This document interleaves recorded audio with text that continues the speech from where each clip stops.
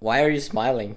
I mean, I'm smiling because you're smiling. But yeah, anyways, what is good everyone? It's Magnus Bulkan here, and in today's video, I'm super excited for you to see this video because I'm going to be going over absolutely everything regarding my lean bulk. So I'm going to be showing you my exact training program for this lean bulk to get massive. Also going to show you my nutrition plan, my macros, my calories and all that stuff. And I'm of course going to show you my current physique as well, just to see a starting point so that we can have something to look back to when I've bulked for a few months. And I'm gonna do a lean bulk, by the way, not a dirty bulk. That's not the best way to go. Without further ado, let's get to what are we going to get into first? Yeah, we'll check out my physique. So yeah, let's get to my starting point. Okay, so what you're seeing on screen right now is my starting point. And I look very flat in this video simply because it's the first thing I did in the morning. So yeah, pretty dehydrated, pretty flat, but at least looking lean. And I have lost some muscle during quarantine. I actually have lost muscle and strength as well, simply because I haven't been able to train the way that I'm used to train. And as well, I've been also eating in a calorie deficit simply because I wanted to maintain my leanness so that I can bulk for a long period of time. But what I'm hoping to do with this video is that when I have bulked for some time, probably a few months, I'm going to look back at this video just to compare, and I'll make a comparison YouTube video out of that because I think that will be very entertaining to watch. I am a natural lifter though, and I have been training for multiple years, so the improvements won't be crazy, but hopefully a bit better than usual, simply because I've lost a small amount of muscle during quarantine. But a place that I've actually lost a decent amount of muscle on is my legs. They are super skinny right now. And keep in mind that I'm standing under this perfect lighting, so in real life conditions my legs will look a lot worse. They are super skinny. The main reason is that I had a previous leg injury which kind of prevented me to train my legs at all. So yeah, they've shrunken a lot. My upper body has shrunken a bit, but nonetheless, we're going to get to it. You know how it is. And this is like the first time ever I don't have any specific goals in terms of strength or my body, just because it's really hard to say now that all this unpredictable stuff has happened. I've lost muscle, I've lost strength, I haven't been able to do the exercise for months, so it's very hard to say where I will end up. But one thing is for sure, it will be a lot better than where I am now. So now let's get to something I'm really excited to show you, my current training program. So now, as you can see, we've entered my program. So first of all, the program is a 5 days a week split.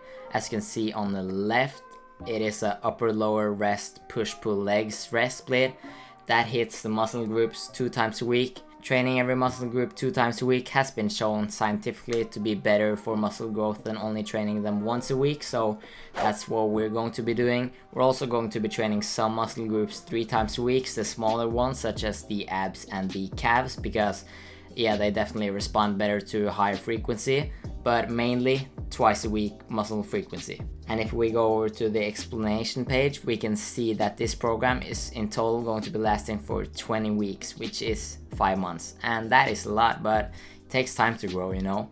So it contains 3 phases. The first phase is a hypertrophy phase. It's going to be lasting for 7 weeks. Phase 2 is going to be a combination of hypertrophy and strength phase, and the third phase is going to be a maximum strength phase. And if we move over to the info session, that's just some behind the scenes stuff to figure out my volume for each muscle group, and as well the exercise selection. And yes, the exercises change each phase simply because some exercises are better for strength and some are better for muscle. So before we talk about what's different with each phase, we have to talk about what's similar. The volume stays pretty similar, as you saw on the info section. I have already figured out my weekly volume, so it's a bit low, yes, and that's simply because, you know, I haven't been able to train at the gym for multiple months, so of course it should be lower in the start. And the way that we're measuring intensity on this program is the RER scale. RER stands for reps in reserve. So let's say the first exercise, low incline dumbbell press, 4 sets of 8 with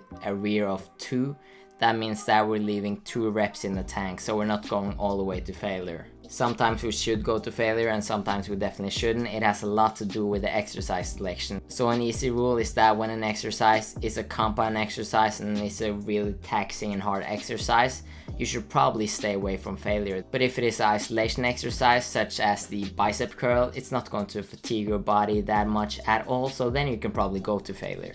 So on the left side we can see the program, on the right side is a deload week. A deload week is simply a week that you go a lot lighter, either in terms of volume, intensity, or both.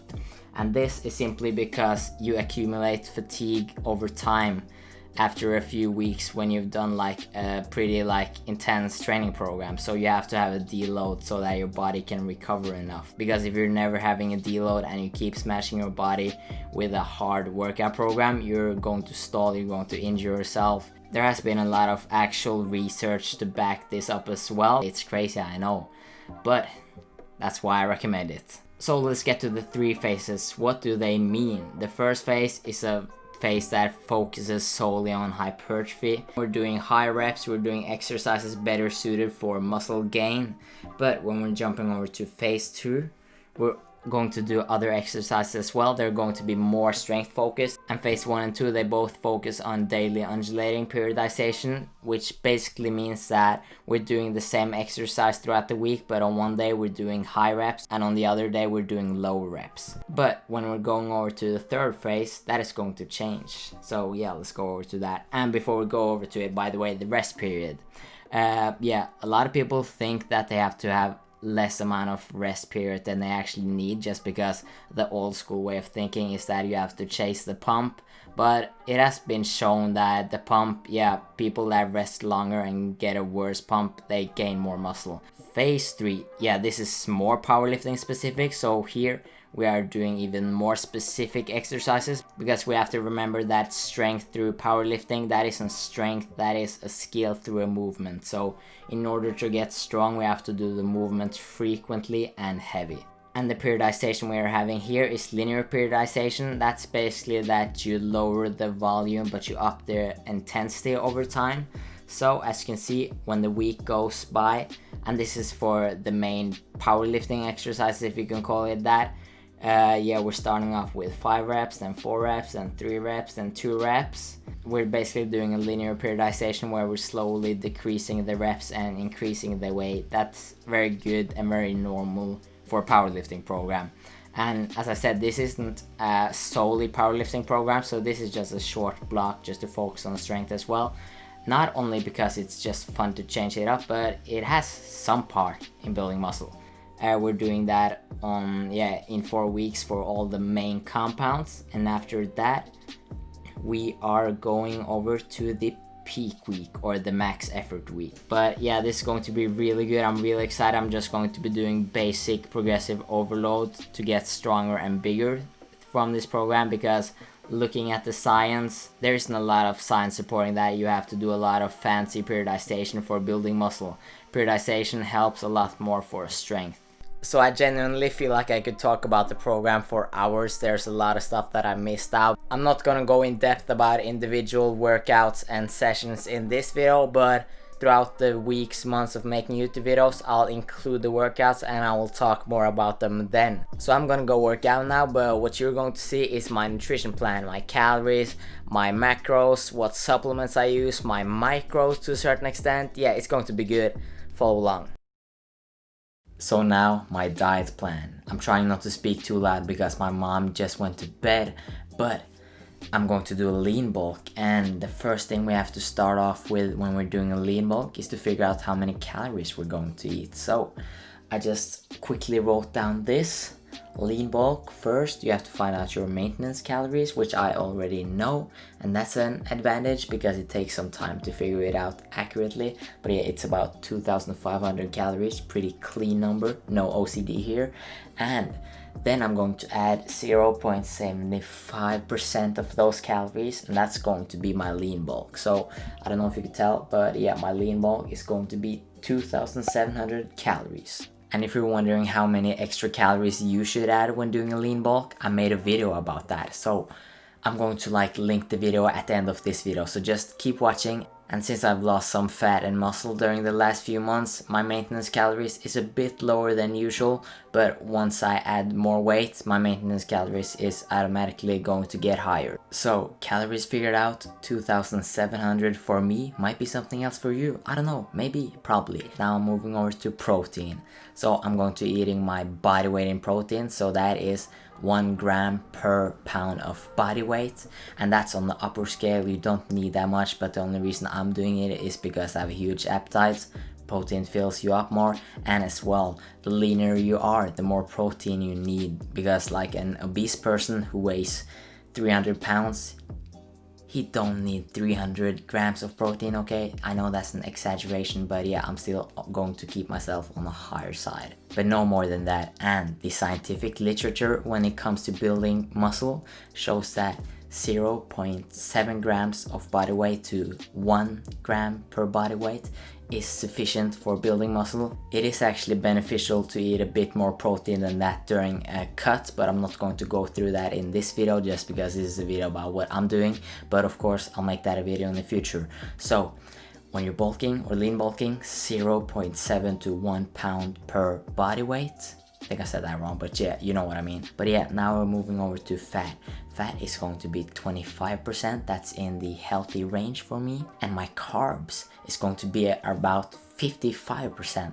And that's a good amount, nothing bad with that. I'm going to make sure most of my carb sources come from sources that contain fiber, micronutrients. I'm going to make a bigger effort of eating clean now versus previous bulk, not because eating clean is going to make you a lot bigger in terms of muscle, because it won't, but it's much better for health and longevity and feeling good. So to summarize, starting off with 2700 calories, and protein is going to be roughly 1 gram per pound of body weight, maybe slightly less because you don't really need that much at all, studies have shown.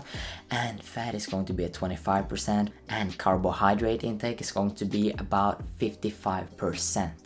And my fiber, I'm not going to be tracking fiber and focusing on that, but I have read up on it, and it's good to get about 10 to 14 grams of fiber per 1000 calories. So when it comes to protein, I'm going to have it evenly distributed throughout the day just to keep muscle protein synthesis high throughout the day.